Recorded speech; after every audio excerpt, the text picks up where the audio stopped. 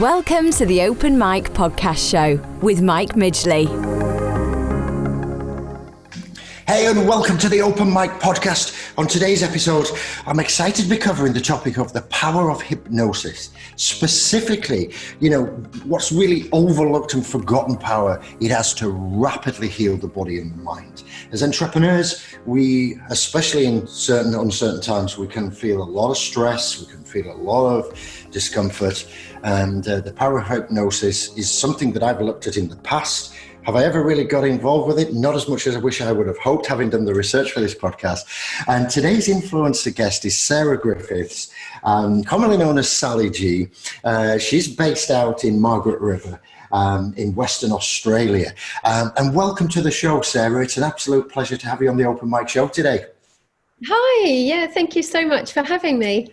No, it's great. And I understand you've just had a little bit of an awkward trip back to Australia after planning this amazing traveling trip, got cut short, coming back to Australia. Just tell us a little bit more about that. And obviously, for those maybe listening historically, we're recording this show in April 2020 amidst the horrific pandemic outbreak of the coronavirus. And that's also had an impact on your journeys and travels, Sarah, unfortunately.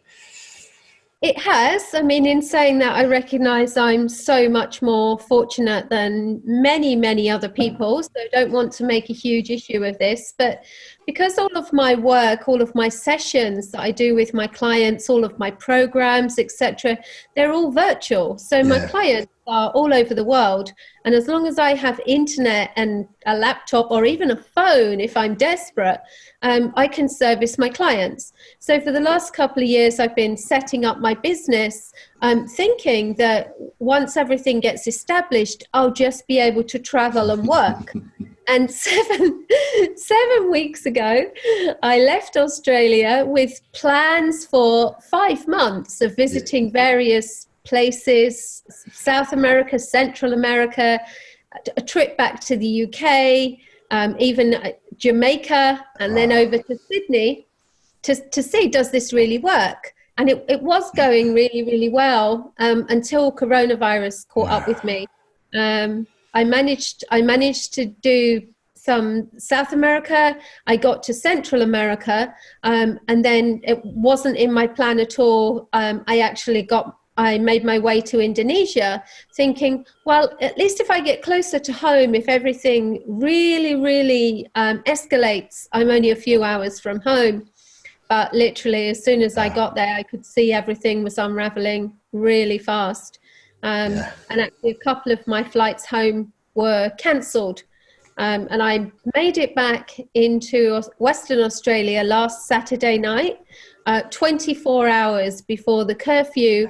That would mean that if I came into the country after that, I would have to go into self-isolation, almost like under guard, where the government place you in a hotel where they're monitoring you. Gee. So I got in 24 hours before that. I'm still in self-isolation, but at least I can do it at home. Yeah, I and it's a lot more. Anywhere, but at least I've got my dog. I've got the comforts of home. My husband and my son are here. I'm keeping my distance from them, but at least I've got people to talk to. And, I'm trying to stay 1.5 meters away from them. They say that most people's symptoms turn up within 5 days. Yeah. I'm on day 6 now, and I feel absolutely great. Well, fingers crossed. Of course, we will still follow all of the protocol. Absolutely. And it's a while yet before I can go out. It's funny, I'm missing walking my dog. I'm missing going to the supermarket. The things we took for granted. But of course, it wouldn't be right without saying his thoughts and prayers go out to all those who are suffering, and our best wishes from the Open Mic Show go out to everybody. And, even if you need somebody to talk to, shoot us a message, use the hashtag #TheOpenMic. We have an amazing set of influencer guests around the globe, from therapists to business people to advisors. I'll be more than happy to get you connected with some of the guest influencers we've had on the show at any time. So if you are out there, please don't go stir crazy, stay safe. And if we can help at all, shoot us the message, use the hashtag The Open Mic. If you're connected with me on LinkedIn, you can send me a private message if you need to, and I'll make that happen for you. So let's move forward and let's talk more about the power of hypnosis. To learn a little bit more about Sarah, and we're going to talk about why her website is going to be called sallyg.com in a moment or two. But you can catch up with Sarah mainly on Facebook. And if you just look at Sally G Coaching, you'll pick that up. But if you drive in or listen to an audiobook, don't worry, we'll put these links into the show notes as well as in the blog. So we're going to dig a little bit deep into the journey, your bio, Sarah. And before we really get into that, just tell us that little thing. I love reading this when I did the research about, obviously your name's Sarah Griffiths, but we have a website called Sally G. And initially it threw me, and I'm thinking, Sally G? So did I see that wrong? Did I see that right? So I do my research, and there's this super cute story or great story. Tell us a little bit more about that. Yeah, so I have that story on my website because so many people like that story. Yeah. So when I was young, I didn't like the name Sarah, and Sally was my favorite name for some reason. I mean, I was young. Sally was my favorite name. And my dad, to humor me, used to call me Sal. And actually, to this day, he still does. And he's the only person who has ever called me Sal. So when I was forming my company, I came up with the name Sally G. Perfect. And that's really just to honor my dad in that. It's amazing. Yeah. No, it's great. And, it's funny how some of the company names, the brands that come out of those sort of life journeys. And we've got a publication company, and we call that Gungaraf. And we call it Gungaraf because when Jamie, who you met, the producer, when he was younger, he couldn't say the word giraffe. So it was a Gungaraf. And that's how one of our companies that we formed back in 2004. And it's crazy how these things come out, isn't it? And a little bit of humor in there, but it keeps that personality. So we're going to sort of straighten the show up a little bit more on a more serious note, Sarah. We talk about trauma, we talk about abuse. I know it's a difficult topic to recall experiences. I know you're quite open about that, but you all actually suffered abuse in your younger years. And it would be great to sort of align this subject of hypnosis, trauma, recovery, abuse, et cetera, et cetera. Did you share with the listeners, as much as you feel comfortable, and how that decided, and how you decided maybe it wouldn't dictate your future? Oh, that's a very long story. Yeah. But yeah, so the one thing we have to understand is that trauma is different for different people. Yeah. Some people can go through an awful lot and seem to be hardly affected. And for other people, just being in a controlled environment can have a very severe impact on them. So trauma is undefined. It's really as it affects you. And trauma doesn't actually have to happen in the home. We normally think of the trauma of abuse, which can be emotional, physical, or sexual, normally combinations of those. And we think about children in the home. But my abuse happened at school. Right. And it was emotional abuse where I was bullied. And I was bullied for something that was outside of myself. So it was something that I couldn't change, something that I didn't have any control of. It was nothing to do with me at all. And it was because we were poor. So we're talking about, this started when I was about 8. So we're talking about the UK in 1973. And we all know what the 1970s were in the UK. Yeah. And I didn't know until I went to junior school. So I progressed from primary school to junior school at around the age of 8. And up until then, I didn't realize that there was anything wrong, in inverted commas, with who I was on my environment. But once I went to junior school, I just ended up sitting on a table. I guess schools are different now, but then you were put on a table and that was it. That was your peer group. Yep. That was where you sat every day. And I was sat on this particular table because it was like the cleverest. I was clever. So I was lucky. It was one of my saving graces. Probably got me through. But the thing is, everyone on that table, they were better off than we were. Yeah. You know, but I was a child. I didn't know anything about this then. But yeah, I got bullied quite severely for being poor, for living in a council house, which is the equivalent of social housing today. For not having new clothes, for not having the right shoes, for not being able to go on all the trips, for not having a new bike, all these things. And when you are sitting on a table of children in school, you can't go anywhere. The thing about what I see from children, and I experienced a little bit of this myself. I come from a very similar type of background. I was brought up in Barnsley, which is the coal mining capital of the world in the 70s, which you can understand there, again, from a council house sort of background.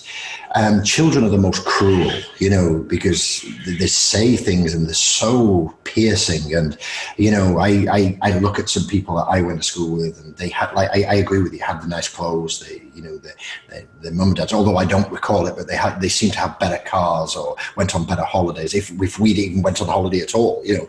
And that taunting, and I think what I found with it, although I wasn't always a direct, you know, I had my fair share of ins and outs, but it's relentless. They just seem to keep going. There's no boundaries with it, is it? There's like with an adult, sometimes if you offend somebody, you can think, okay, maybe I've gone too far. I should either apologize or go back. But with children, it doesn't seem to happen that way. They just seem to keep going with it.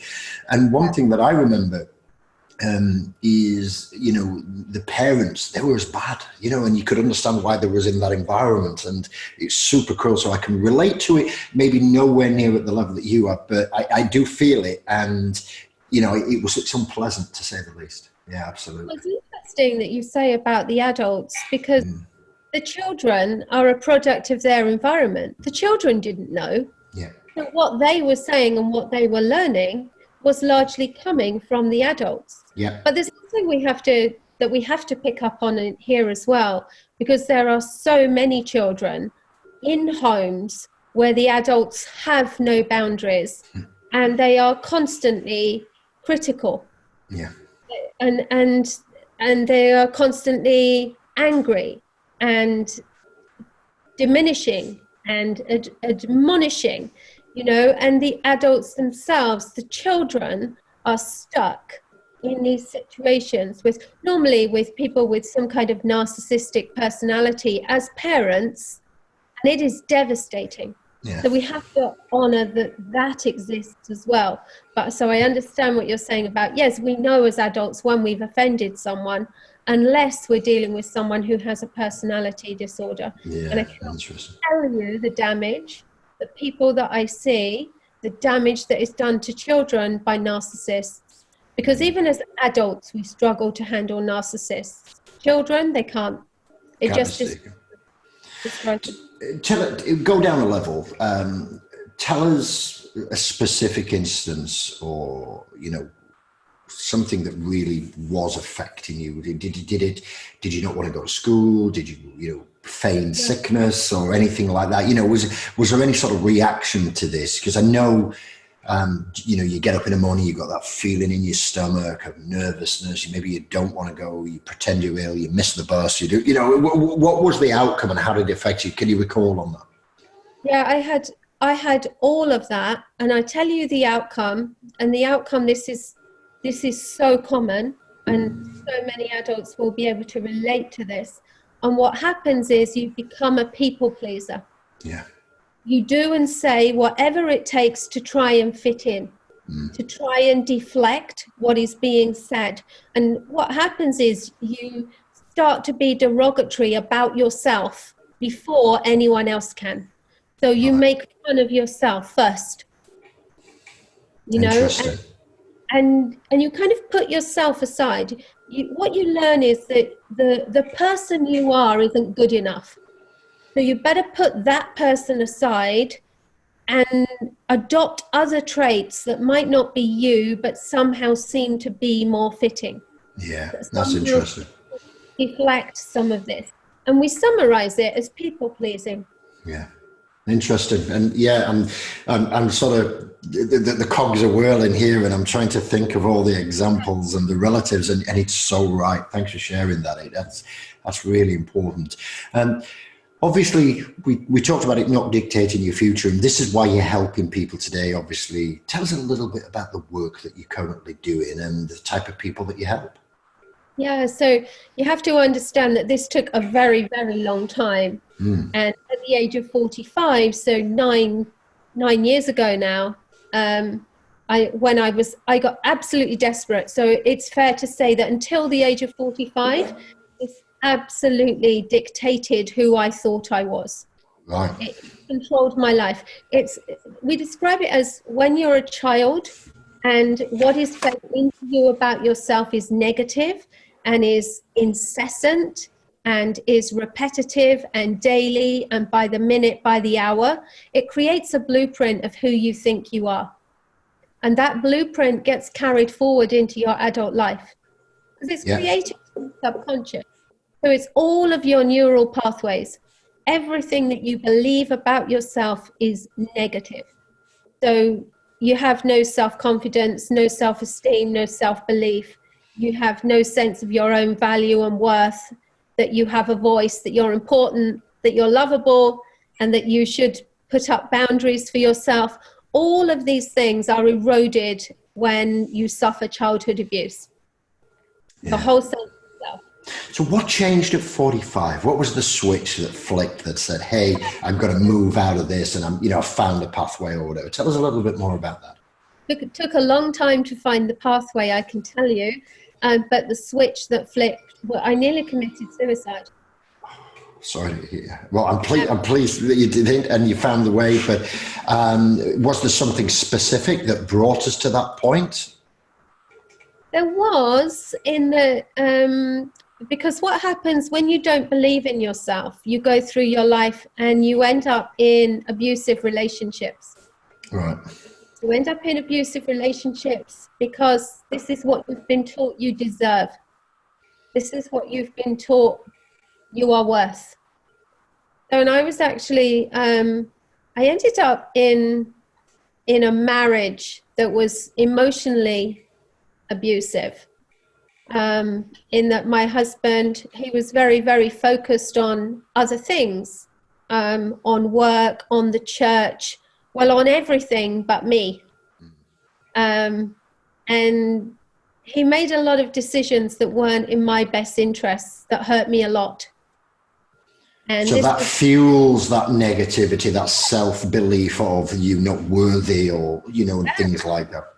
Yeah, so what happens as an adult with this childhood blueprint that you have about your zero worth, you end up going into a relationship that supports that. And for many people, you see what starts off as emotional abuse in a childhood will lead them to a relationship that is narcissistic or that also comes with physical or sexual abuse because it escalates. So do you think, do you think that people who have that or youth or children blueprint as you talk about? Yeah. I apologize to ask this, but I'm not quite sure the best way to do this, but do you think that they go and seek that type of relationship because they think it's normal, or do you think it's more that they accept that type of relationship because they don't believe that they deserve better? Is there a difference in what I've just said? I'm not quite sure. I'm not a specialist in this, you are, but I'd love to get your thoughts on that. It's all and any of those. Like, very, very much. What we often uncover with people is that their blueprint has taught them that this is what they deserve. So they don't think they deserve anymore. Because when you are abused as a child, whether it's bullying or whether it's in the home, emotionally, sexually, physically, any abuse teaches you that you have no value.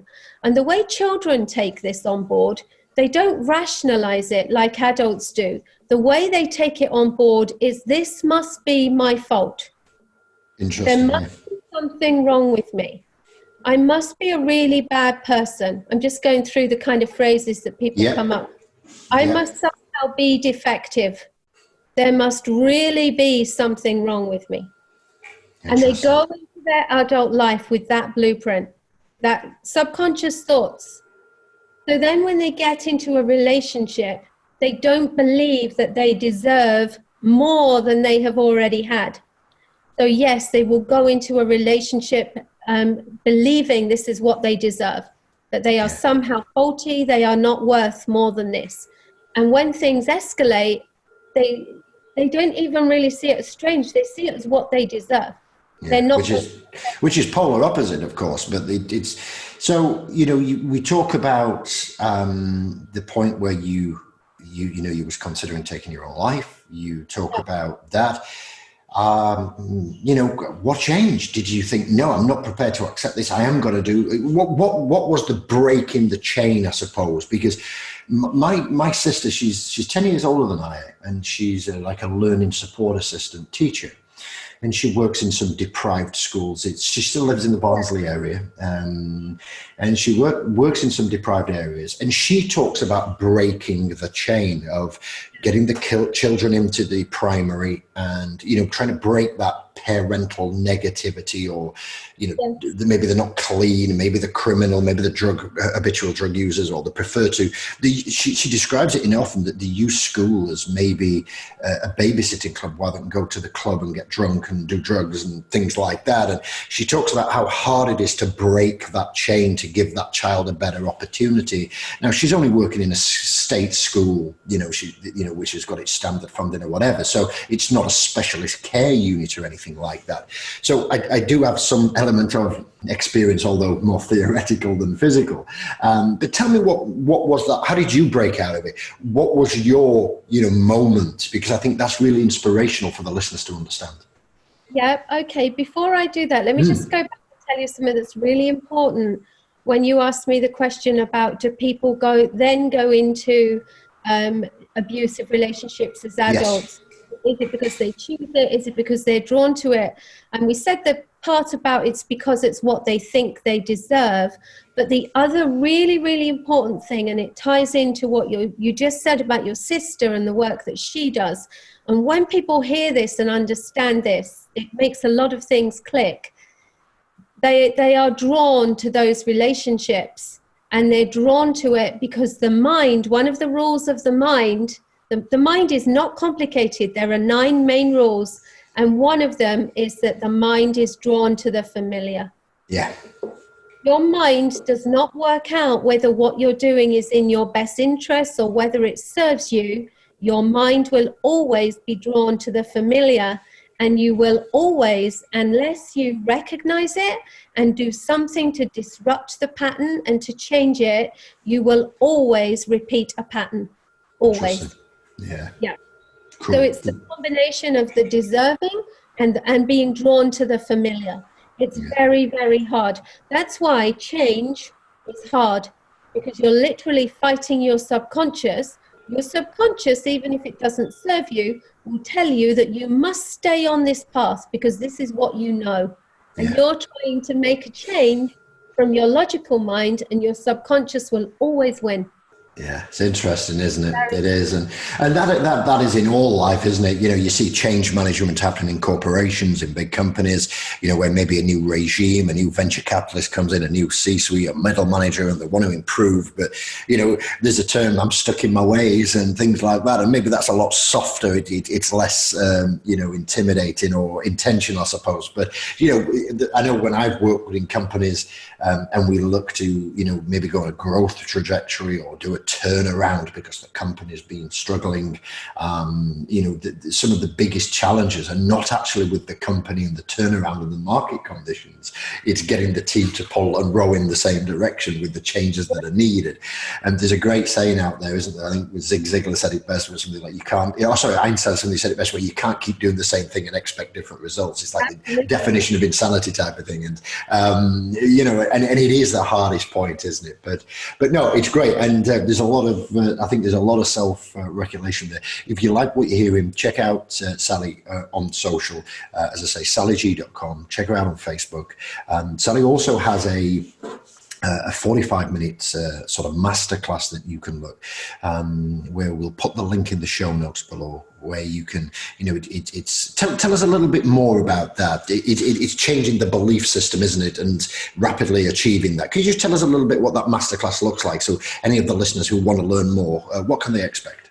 So obviously, dealing with trauma and abuse, I specialize in helping people rapidly overcome these deep-seated emotional problems that come from childhood abuse. No matter how they were formed, they're there. And the reason I use hypnosis, hypnotherapy, is that what I've discovered is that hypnotherapy, because the problems that are created, they are formed and stored in the subconscious. And we have these very, very deep neural pathways that have been formed over years.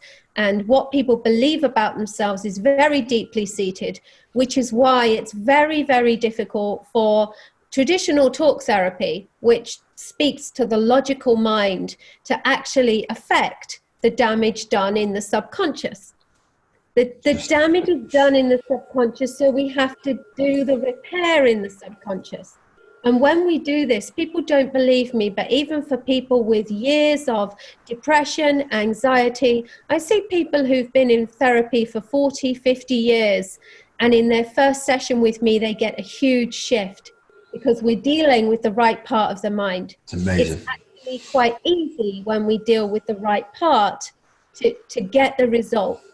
So my masterclass is about, it doesn't tell people exactly how I do this, but it tells people about the current thought processes, mostly related to traditional therapy, where you go back for years and years and years, hoping to get somewhere, and a lot of people don't. And so the masterclass is all about these current beliefs and how they have you stuck and are holding you back. And it tells you what you have to let go of to make progress, to work with where you need to get to. That's what that's about. And people who do it and they're in the right place, so it's absolute gold. They'll contact me and say, oh my goodness, it just made so much sense, but I've never thought of it in that way before. Yeah, so it's a revelation moment, it's a penny drop moment type of thing. And as I say, if you want to sign up for that, all it will cost you is your email and the time to watch it. We'll put the link in the show notes, and it may be something that we go and check out as well. So after this, because it's heartwarming. So I'm sorry to press you on this again, and I know we've covered so much ground so far, but we talk about that moment, what changed your life. Could we just try and get that? Because I don't want to leave that hanging, because I'm sure I'll get some comments saying, Mike, you let that go. We were left hanging. So I really love you to sort of share that and then sort of cover that last thing so we can get into the question. I had that written down as well. So I'm passionate about what I do. I know I talk a lot. So. No, it's absolutely fine. It's enthralling, but I think to leave it not what that moment was in at the age of 45, I think I would be doing the audience a disservice. And I'm all about trying to provide a public service to help build a picture of this to move us through. So tell us a little bit more about that period. So it's been a very long journey since then, obviously. So I'm not going to say everything. No, of course. Since then. Not equally difficult, but I've had some difficult times since then. But what happened was, so I decided that I couldn't carry on. My lack of self-worth and my social anxiety and all those things were just, I just thought, my life is just not worth living. I cannot carry on as this person. I just don't like myself. I was convinced that other people didn't like me. I saw negativity everywhere. I constantly felt that I was being rejected, abandoned. And these were just my perceptions that came from my low sense of self-worth. So I decided I was going to kill myself, and I'd written my suicide note. And I don't know why, looking back, but I had decided that I was going to kill myself by driving at speed into a tree. I must have seen it in a film or something. I didn't want to take an overdose and my boys come home and find me. They were 14 at the time. I had 14-year-old twins. So I just decided this was the cleanest way. And what happened was I went out and I actually started, and I had my car and I was racing towards this tree. And all of a sudden, I don't know why I hadn't had this thought before, but I was so caught up in myself. And I just, in a split second, I thought, if you do this, your boys will never recover.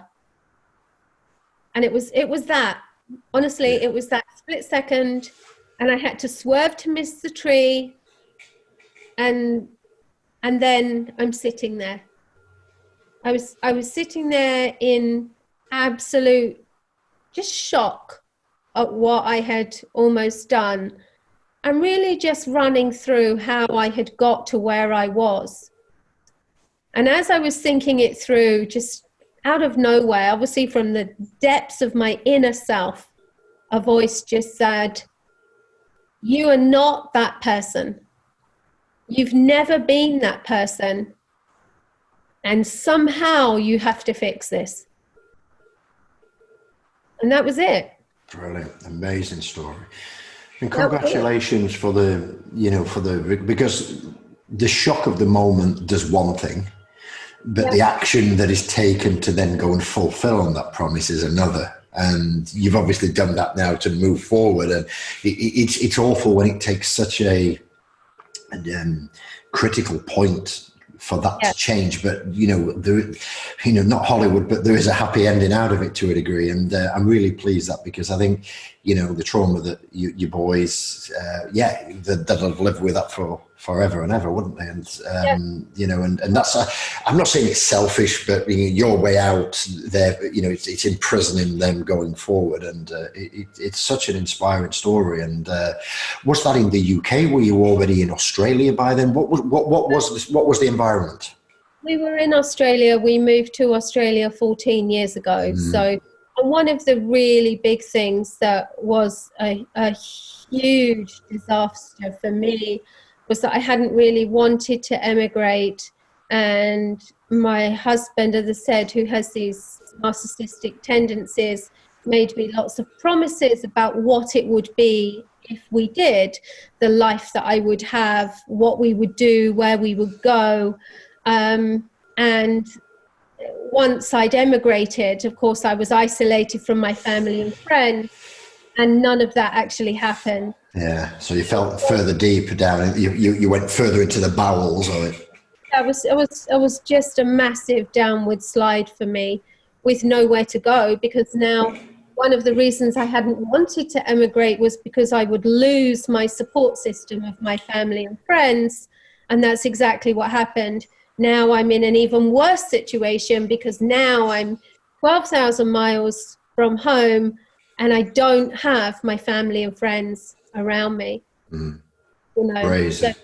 And I just gradually, I was in Australia 4 years before, so it was just this gradual sliding, just getting further into the depths of despair, I would describe that.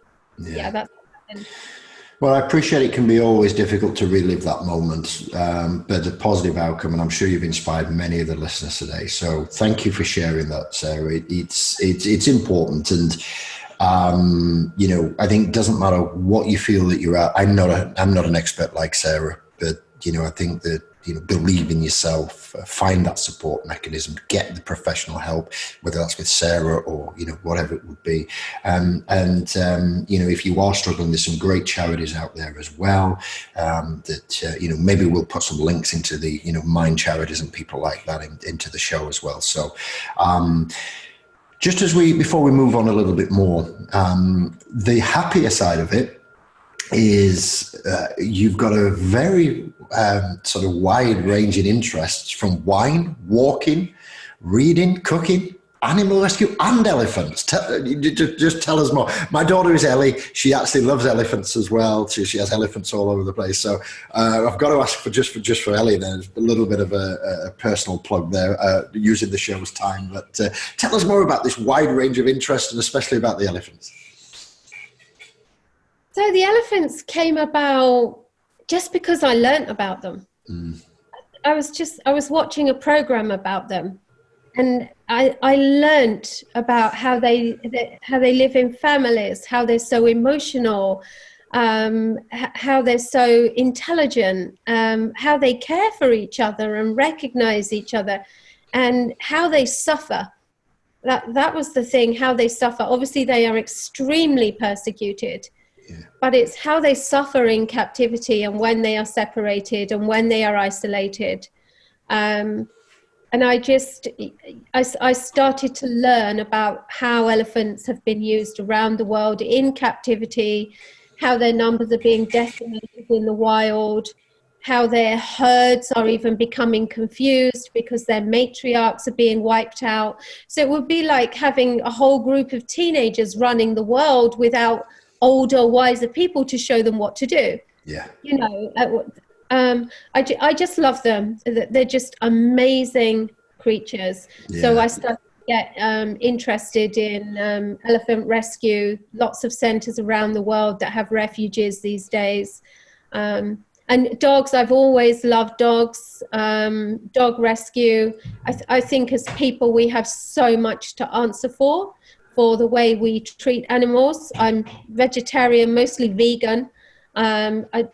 Animal abuse for food or in captivity, you know, when you look at the amount of dogs that are mistreated, we breed these animals, we choose to have them, we have a responsibility. But it's hardly surprising when you look at the way some people treat their children. Yeah. You know, the animals don't have a chance, do they?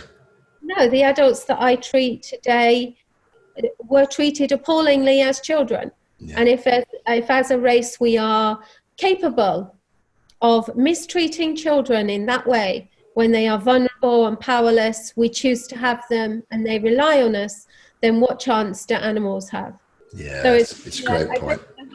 My whole compassion for living things, really, it doesn't stop at dogs, just where that comes out for me, you know, but a compassion for living things is really what that is. No, I get that. It's because I live in Western Australia's best wine producing region. Learn a bit about wine, get to test wine, get to buy wine. My husband runs a licensed restaurant, or he did, that got closed down recently. I was going to say, yeah. But yes, cooking, I love cooking. I like to plan a great meal, go and get all the ingredients, spend time cooking it, and reading. I am a prolific reader. When I'm not working, I'm reading. And I think that also comes from my love of education. Yeah. You know, when we learn about our personal growth and development, once you start on that journey, you can't actually stop. You can't. You just unpeel layers and layers and layers, and you just learn more and more and more. Yeah. So I used to read a lot of novels, and I don't really read many anymore. I just love to absorb educational material, especially about, you know, psychology and those kind of that kind of information. Is there a couple of book recommendations you could maybe make to the listeners around this subject that you think they'd get some value out of? There is actually. I'm probably a little bit off the wall. Yeah. I love books by Brené Brown. Yeah, Brené Brown. I met Brené at Icon in Phoenix in 2016, something like that, 2015. It's amazing. No, it wasn't. It was in Boston. Sorry, in Boston in 2017. I met Brené Brown. Yeah, she's amazing. Amazing. To development, I think Brené Brown and Joe Dispenza. Yeah, cool. We'll get those links in there and we'll put those in the show notes so you can check out their library. But people want stuff as an entrepreneur. I think for leadership, you can't go past Simon Sinek. Yeah, absolutely. It's a classic there. Start with why, you know, find your why books. And there's actually an online course by Simon as well. It's not a great deal of money. It's about $150 or something like that, which helps you go through that process of finding your why. So highly recommend that. And I've been through that myself. So some good choices, some A-list choices there. We'll get those linked out. So tell us a little bit more about mental health and the associated treatments, Sarah. You know, for the people who are maybe recognizing some areas that you've raised in here, you know, if that mental health's coming through, are there associated treatments? Is it something, or is it therapy, or is there something else? What's the starting point for the people out there if they want to start making that move? So one of my big challenges at the moment, for me, my work has gone beyond just providing the therapy services and the programs that I do.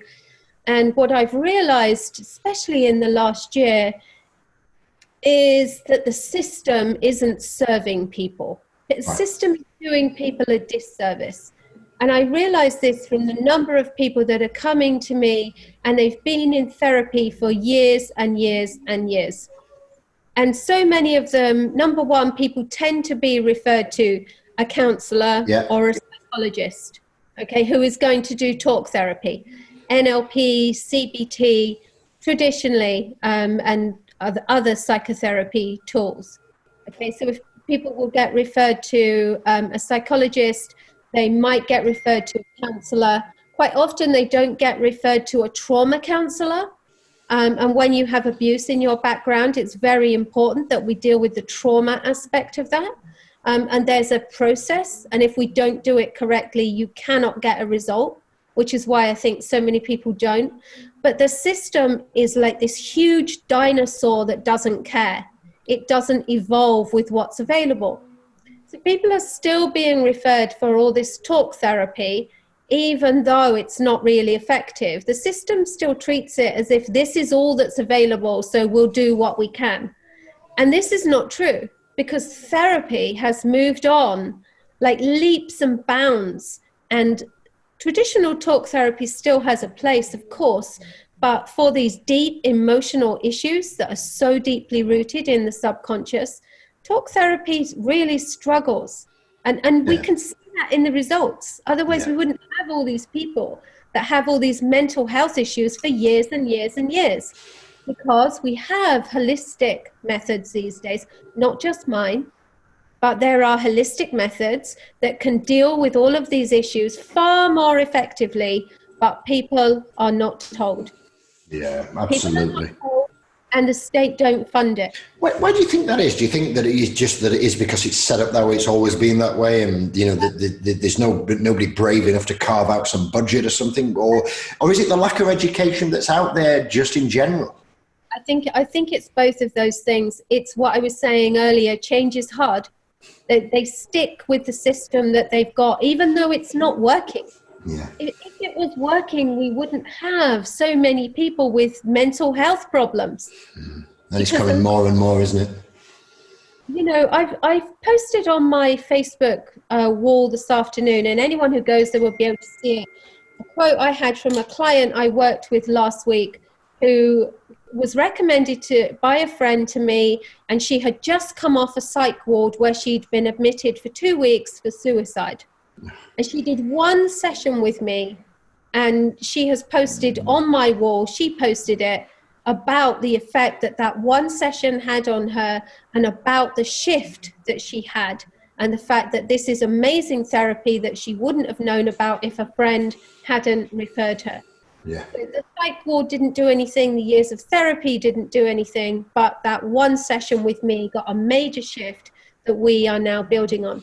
Yeah, and it, like you said, gives you that seed in the ground to build out exactly what you say, and you can start to see the results move forward. And it's like green shoots coming out of the ground, isn't it? That eventually grow into a great flower or plant or whatever it is. You start to bloom as you start to get hope. And that's the thing, and it's not even eventually, even for complex post-traumatic stress. I work on 12 weeks.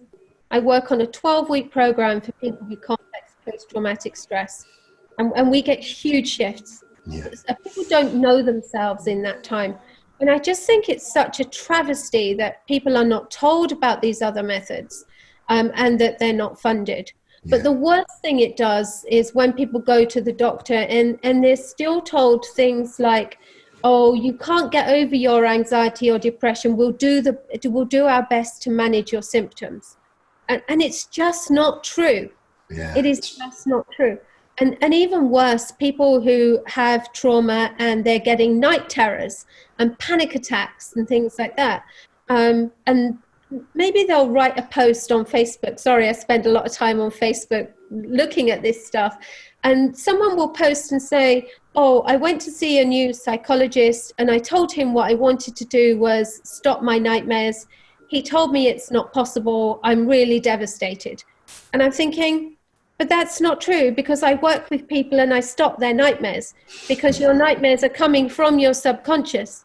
Yeah. So here's a person, but then someone like me goes in and says, hey, I don't know if you know, but, and you would think people would say, wow, that's amazing. How does that work? But what people do is say, who are you to tell me you can stop my nightmares? They become skeptical. Yeah. It's a natural reaction because of that default blueprint and that plan and expectancy, isn't it?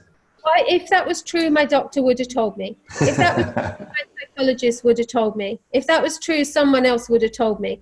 So we've got people with these beliefs and these labels and referred to these treatments that then keeps them stuck. Bizarre.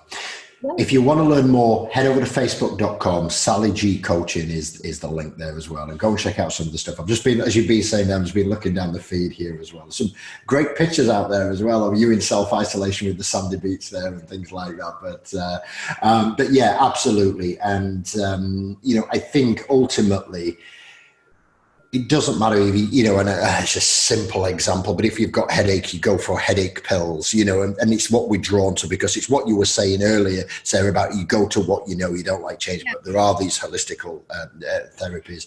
And if there is any that you want to give us a list on, we'll put those in the show notes as well. Sarah, if there's, 4 or 5 things that are popular things that people can look at for specific symptoms, we'll get those listed as well. So tell us a little bit more back. We're going to take you back to the trauma and abuse situation. Yes. We talk about how I call it masked in many guises. We've talked about the children's example. We've talked about the abusive relationships in marriage. Are there any common signs that if people listen, I'm not accusing anybody of being in self-denial, guys, so please don't complain.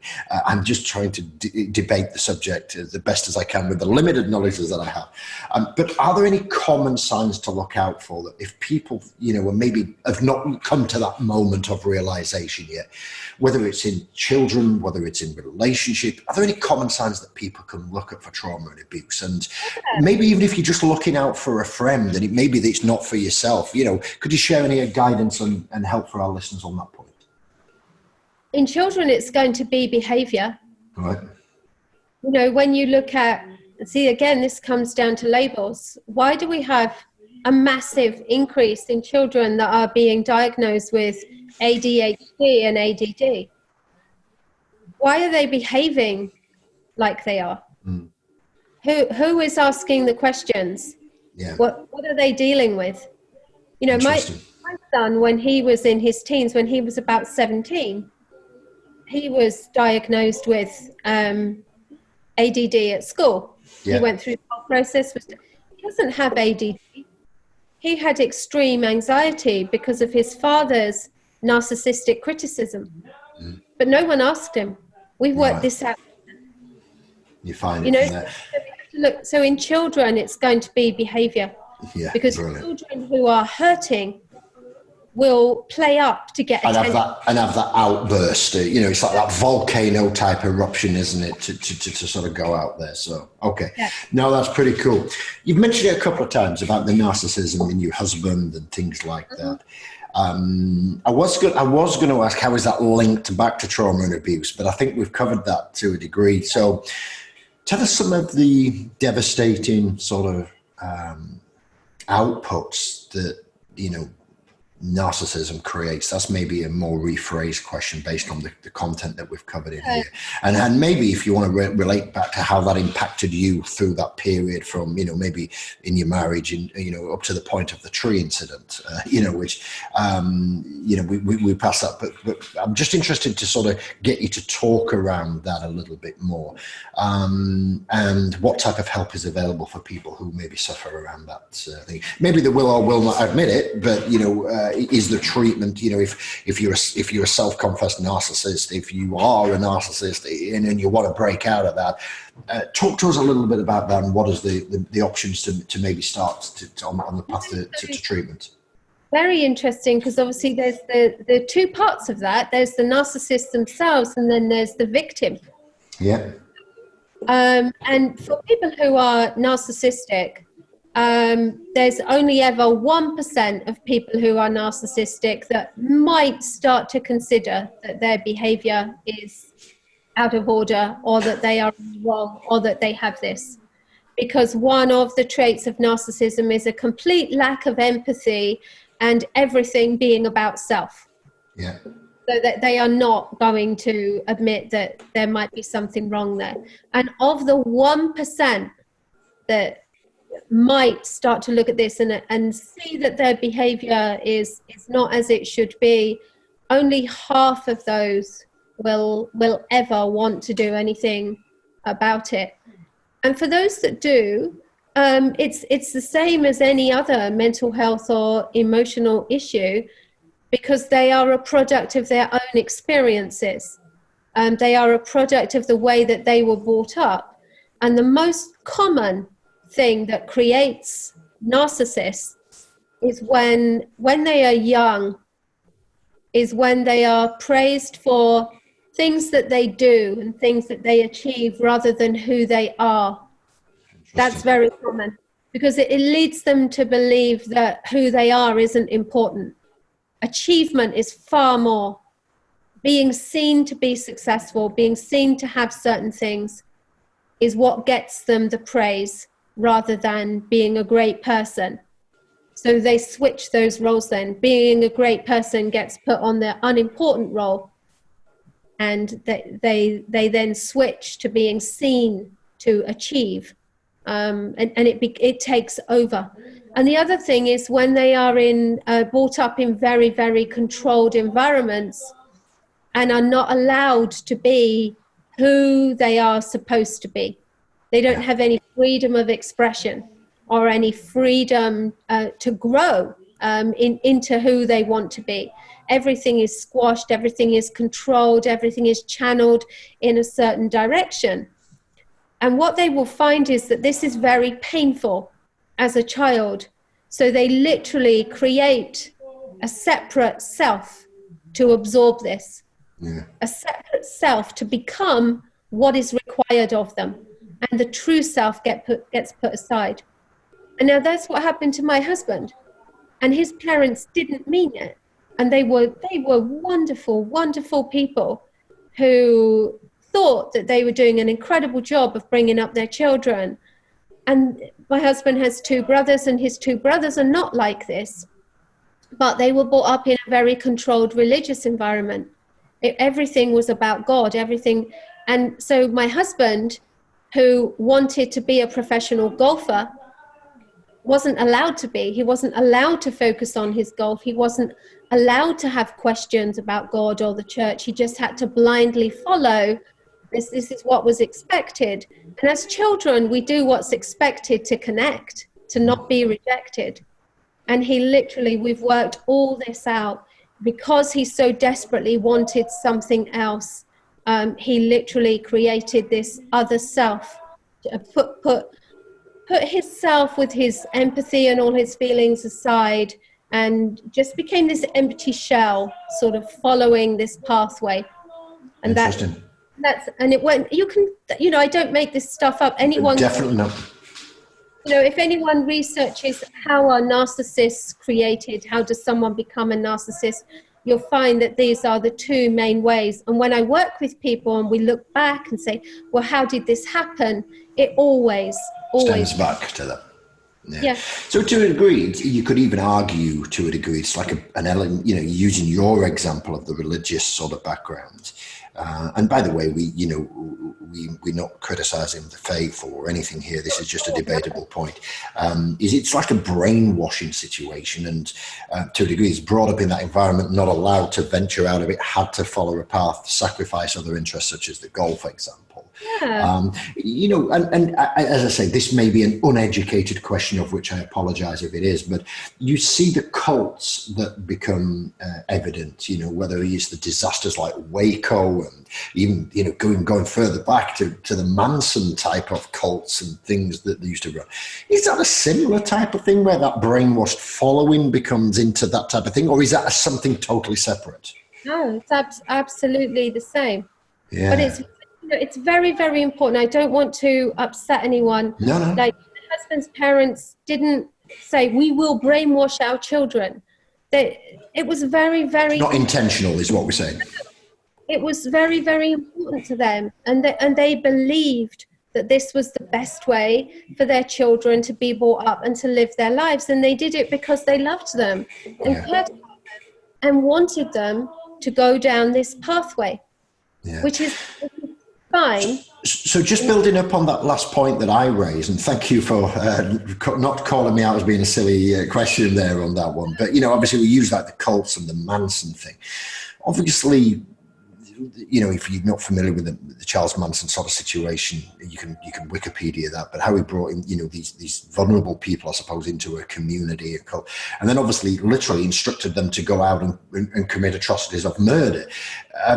Is that common, Sarah, that the narcissist would then, have those tendencies? Not Manson, maybe an extremist and people like that, but is there a lot of connections there to what you see into the criminal activities that, whether it's serial killers, murderers, cult followers? Is that relevant, or is that totally a different ballgame? Well, that's probably that's the very extreme, but you did hit on something, and that was the word vulnerable. Obviously what a narcissist is going to do, because a narcissist isn't looking for a partnership.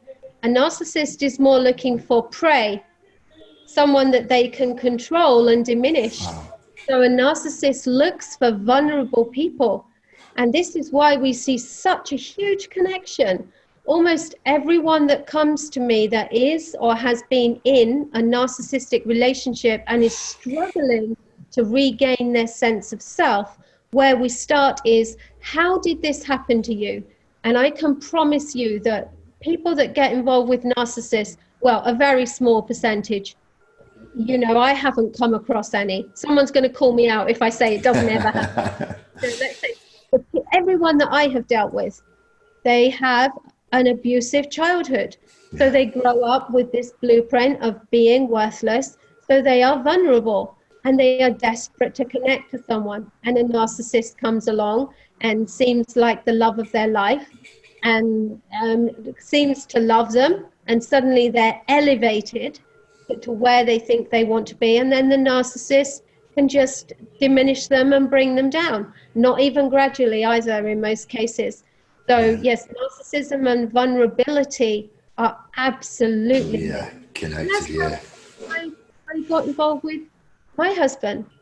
We didn't, and he will say even now that he wasn't conscious of it, but clearly I was in a psychological and emotional state where it was very easy for him to manipulate me because I didn't feel worthy of kind of expressing my needs and expecting to get my needs met.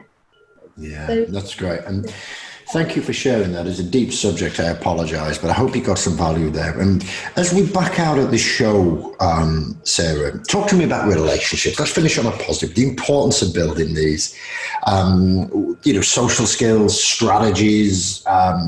People are maybe a little bit down and they want to sort of go out there and rebuild relationships, connect, whether it's with family, friends, work colleagues, maybe reconnect with a long lost alumni or whatever it would be. It doesn't really matter. What's your advice or guidance around that for people to get started or to develop that to really sort of, enjoy life again and start to socially connect?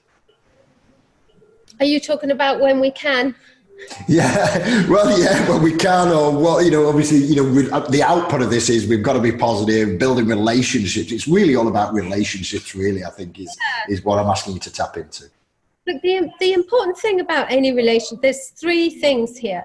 So the most important, something that people need to understand that is a game changer when you get it and when you get there.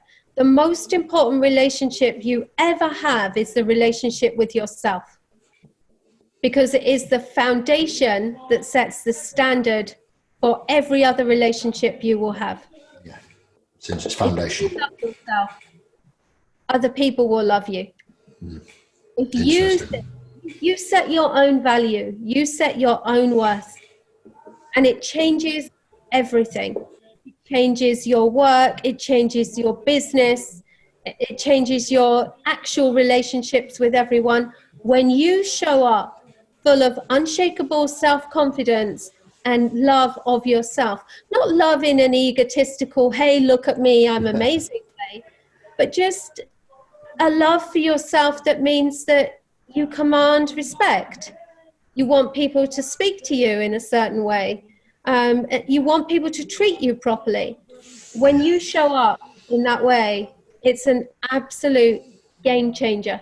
And that's the work that I do with my clients. Amazing. If I had to summarize it, my job is to fill them with unshakable self-confidence, and it totally changes their lives. That's brilliant. I really appreciate that.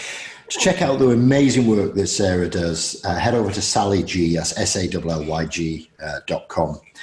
As I say, we'll put all the show notes you can head over to Facebook.com, Sally G Coaching as well. So if we were to summarize the entire show up, there's been some highs and lows in there. Thank you so much for sharing them. And congratulations as well for turning the corner and doing great work now as well, because, it could have been also very different. And we're pleased for you to be here and share this amazing story with us.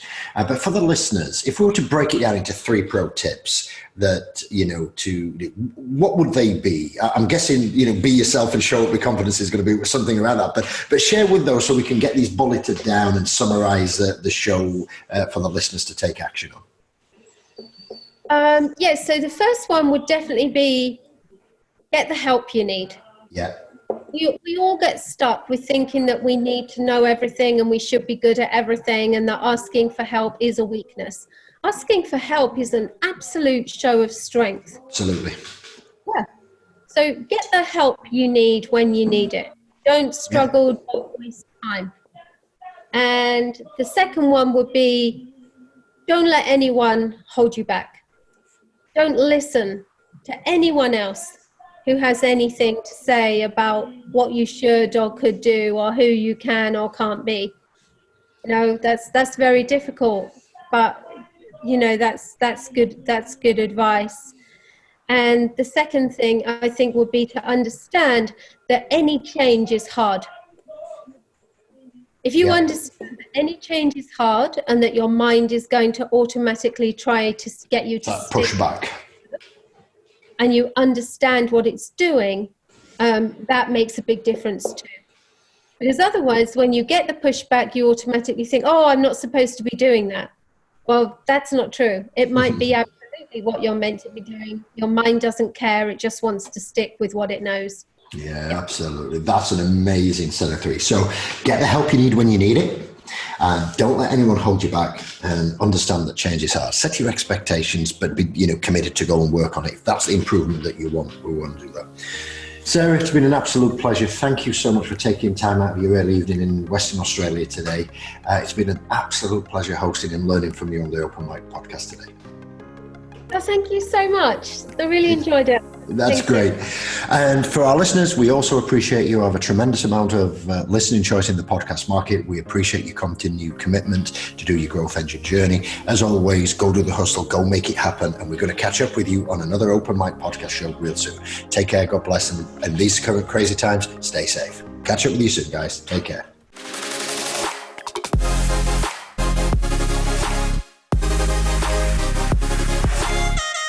You have been listening to The Open Mic, brought to you by The Success Hub. To find out more and to get the resources we have mentioned in this podcast episode, simply visit blog.thesuccesshub.io and view the podcast section. Thanks for listening, and we look forward to catching up with you in our next episode.